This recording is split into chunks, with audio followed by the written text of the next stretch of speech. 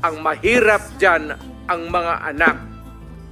Yun ang sinasabi ko, lalo na yung mga nanay na nagtrabaho doon sa Middle East, na ni-rape, inaabuso ng putang nila.